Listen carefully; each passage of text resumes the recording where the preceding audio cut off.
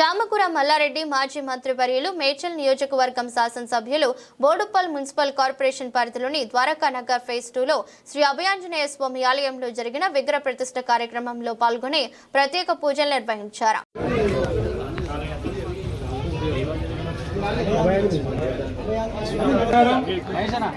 ఈరోజు ద్వారకా ఫేజ్ 2 మన అభయ ఆంజనేయ స్వామి విగ్రహ ప్రతిష్ఠ సందర్భంగా భక్తులందరికీ కూడా శుభాకాంక్షలు.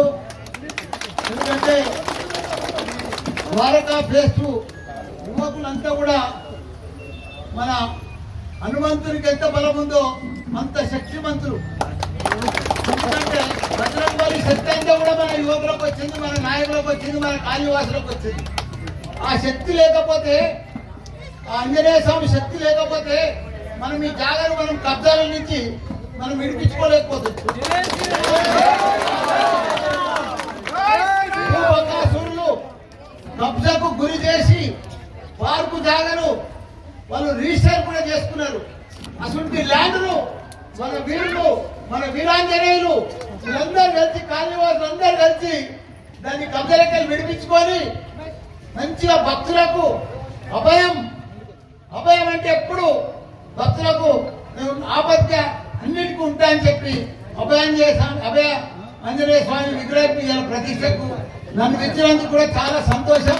తప్పకుండా సంతోషంగా కానీ అందరికీ కూడా చెప్తున్నా, ఈ గుడి బ్రహ్మాండంగా నేను అభివృద్ధి చేసే బాధ్యత నాది.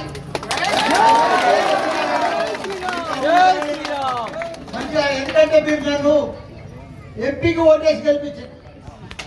మళ్ళీ లాస్ట్ టైం ఓటేస్తే మినిస్టర్ అయినా, మళ్ళీ ఇప్పుడు ఓటేస్తే ఎమ్మెల్యే అయినా, మీరు మీ ఓటుతోనే 3 సార్లు గెలిచిన ఇక్కడ మీ రుణము ఈ రకంగా తీసుకుంటారు.